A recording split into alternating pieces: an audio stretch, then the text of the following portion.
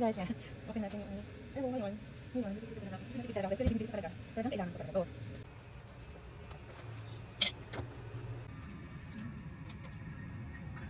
So yun guys.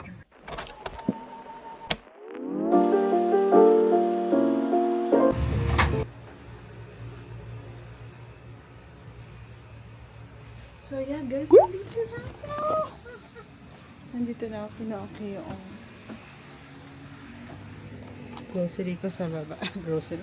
Actually, yung binili ko, hindi yan ano kung pampaarte or Chinese. Mga kailangan, pangunahing pangailangan ko yan. So, nandito na ako. Time check, it's 10:42.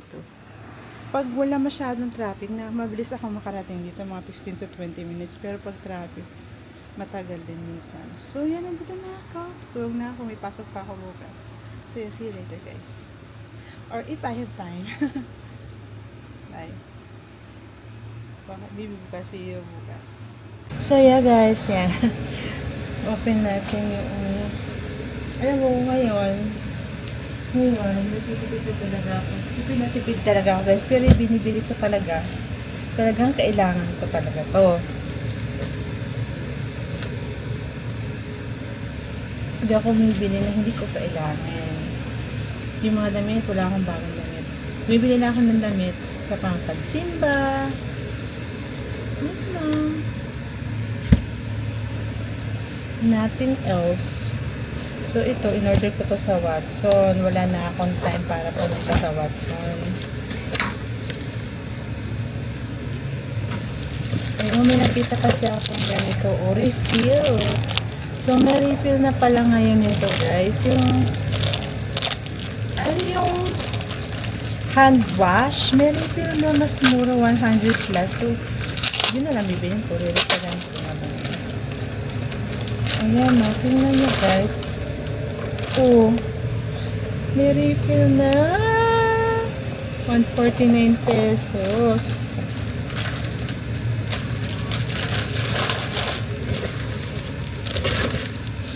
Tapos, wala na kasi ako nito. Alang pumunta pa pag ano ko pa ito. Pag assign ko pa ng pound, meron naman sa akin. Ayan. Oh, ayan. Kailangan ko talaga to. Wala na kasi ako nito. At the same time, pagkututo ko. So, wala na. Ayan. Kaya, binili ko. Isa may pa ako mag-grocery. Yung mga essential ko for 6 man. Mauubos na kasi sa June. May pala. Tama ba? Sa June. So, mauubos na. Kasi November ako nag-grocery yung essential. So, ito naman, bumili ako ng noodles ko. Pero hindi ko na ito bibilhin sa May. Ayan.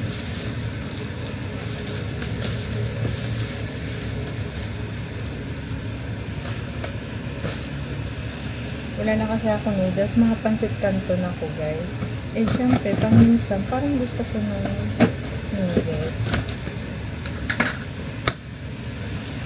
So, lamay na ako ng noodles. Noodles lang ito, guys. Ayan, noodles lang yan. At Nescafe White. So, my favorite. Guys, kape. Magkape pa ako. White din naman. Kunti lang kape yan, guys. And, tigpa 5 pieces nito. So, diba? Yan lang. Kasi, hindi ito naman binibili ko. Pero, mas favorite ko yung ramen. Tapos, ang bibilin ko na lamang sa grocery ko na noodles, yung Chinese noodles. Yung letter S, Shin? Hindi ba lang? Hindi ka lang. Basta something Shin. So, ayun. Thank you. Nandito na yung in-order ko. Kasi minsan, pag nilalamig ako, gusto kong kumain ng noodles. Ay, naubos na yung Shin Chinese ko ng noodles. Eh, masarap din ito. Panghalilon. Diba? Yan na ang aking binili. Wala pa. I think this is 600 pesos and then kasama yun sa Watson. Diba? Tipid, diba?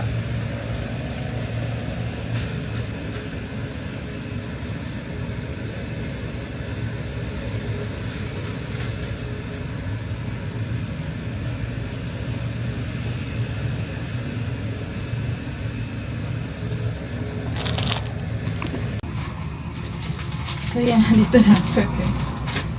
So, ito kasi strawberry. Strawberry to. Naubos ko na. Tapos yung sa CR, ubos ko na din.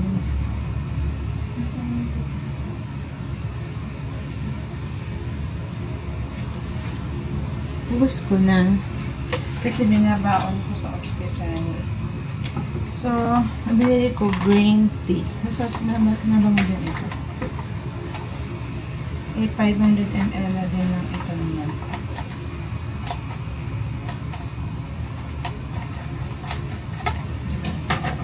Kasi alam ko 500 din ito eh. So, ayan. Yung mga ganito parang plastic guys, pwede itong gawing gasolina. Panood ko lang. Yung mga basurang ganito, mga plastic.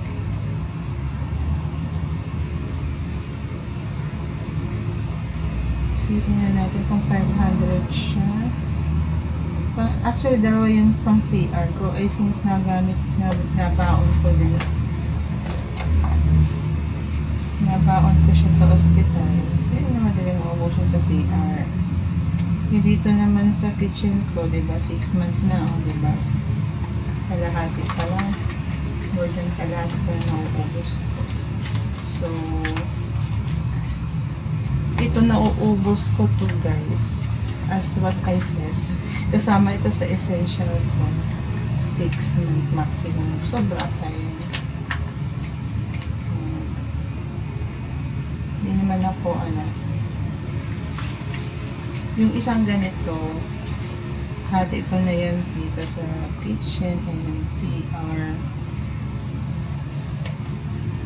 Pero kasi CR kasi yun pinakamabilis na ubos. Kasi nga, hinabaw ko ulit-ulit. Diba? Ulit-ulit kasi, diba?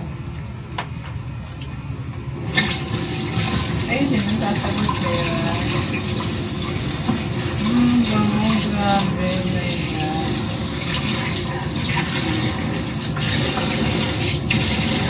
Ayan.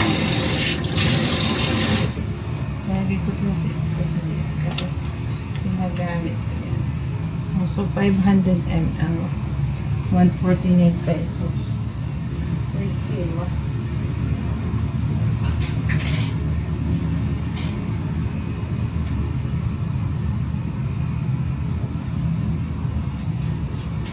So, bagong labas sa Watson yun. Nakawalan nito. Tapos ito kasi, puro yung consequence yung nabili ko pala. Akala ko may noodles ako.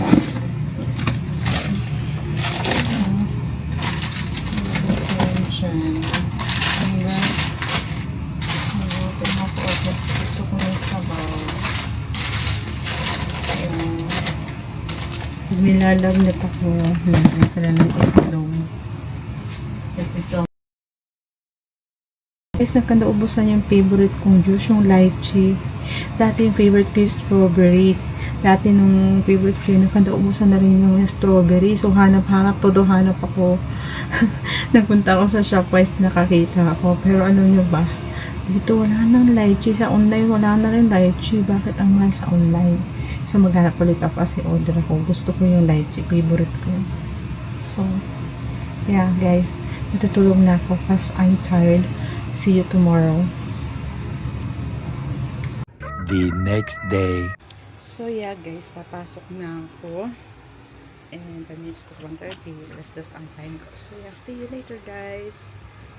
The next day.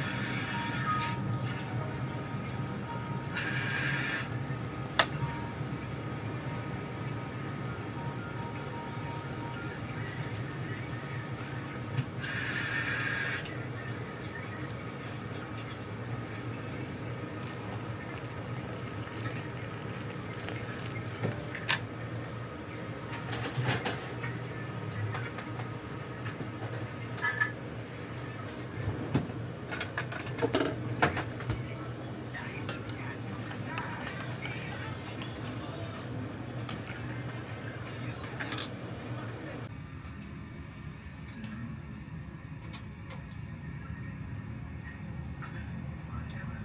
yun guys.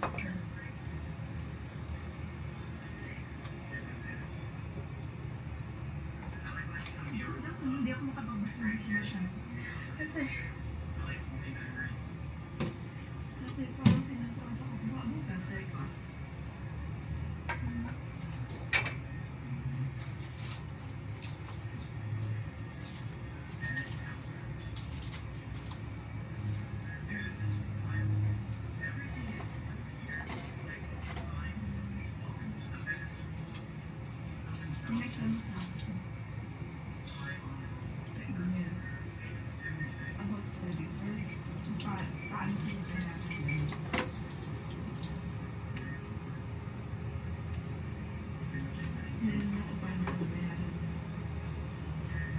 Kasi nabayaran ko siya, matagal na.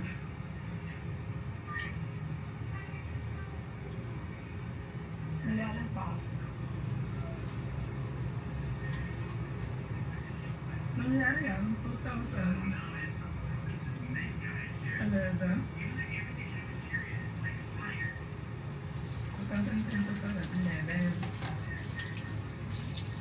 Sa probinsya ako. Hindi nga nakwento ko, hindi tinatanggap ng mga bangko ng ibang beach field. So, tinanggap ko nila ay anong tinanggap nila?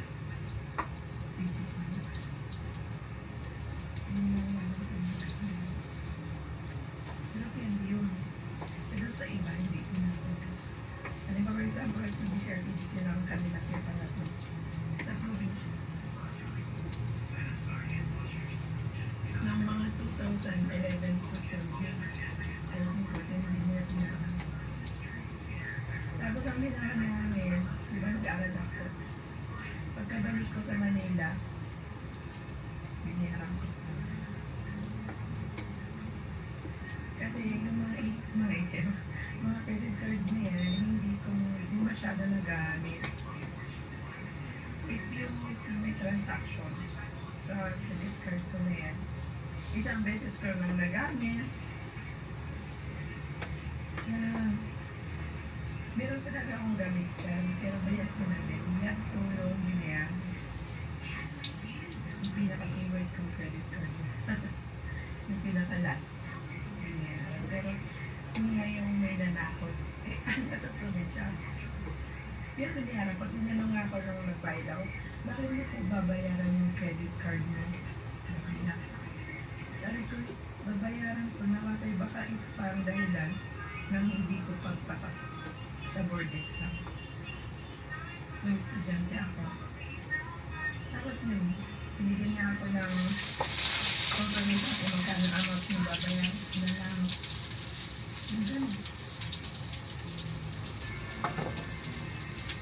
Pero ano mo ba, dito pagdating sa mga bayaran ng credit card, ang pinaka-favorite ko ay Union Bank. Hindi sila naman ako. Ikaw ba? Hindi mo naman. Isang beses ko nang ginamit yun. At ang balance na wala pang 100 pesos. Yung paggamit ko doon. Diba? Pero biniyaran ko doon ay sagot ng rumahal. Kasi hindi ko masyado yung ginamit. Hindi ko yung full swipe. Yung ibang mga full swipe nila eh. Napagalit ng credit limit ko dyan guys.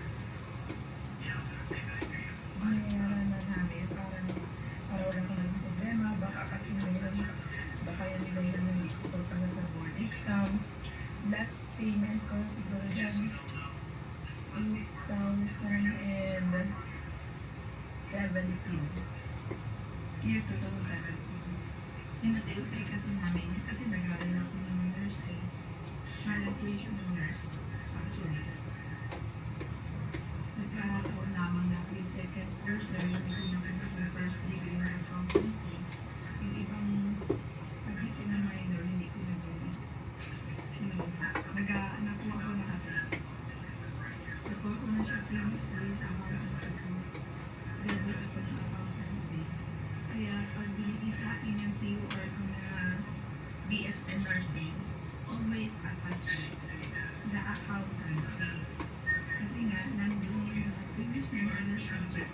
Nakuha ko na.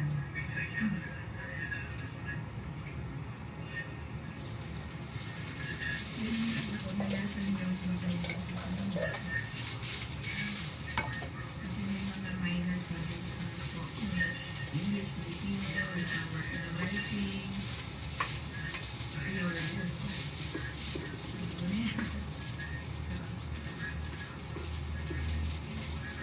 Social sciences.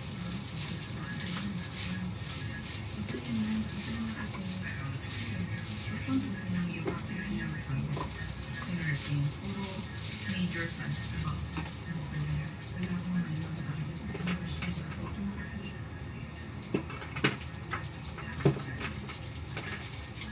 Ito yung first course.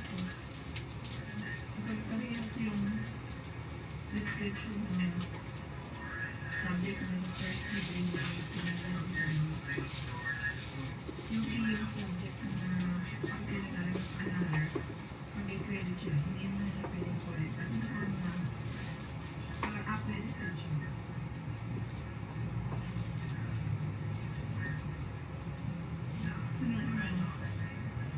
Napasalamat ako kasi private yung pinag-aralan ko sa private school. Yung private school ng perfect one. Pre-graduate ng perfect one. Actually, University of Perpetual Manila na siya ngayon. Kasi ang aming diploma na university, may university, ano pa, here. Yung mga school na pinag-aralan ko, pure university.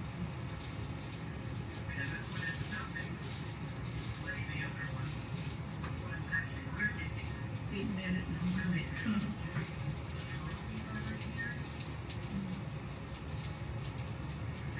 Master's ko university na.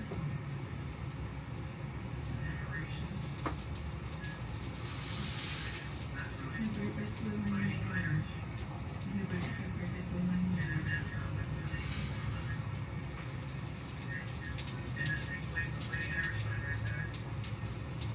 Kasi ang University of Perpetual Manila.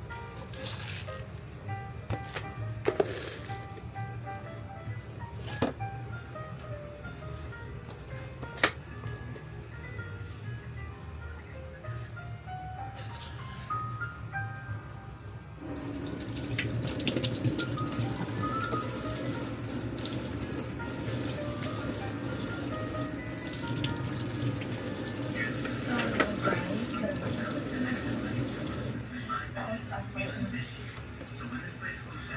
House apartments and time check it's 9:41. Gumising ako ay mga quarter to 8 or 7:30. Nagising na ako ng agad kasi naman. It's Holy Fridays. And may wait sa practice.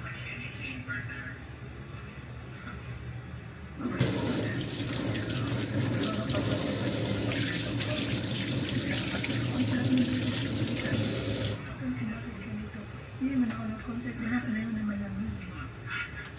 Parang pinagpawag ng malimpi ako ng Lunes or Martes. Tapos na pinagpawisan ako ulit. Pinagpasan ng mga sinapos. So, yun na sa... Dito ako nag-ulas.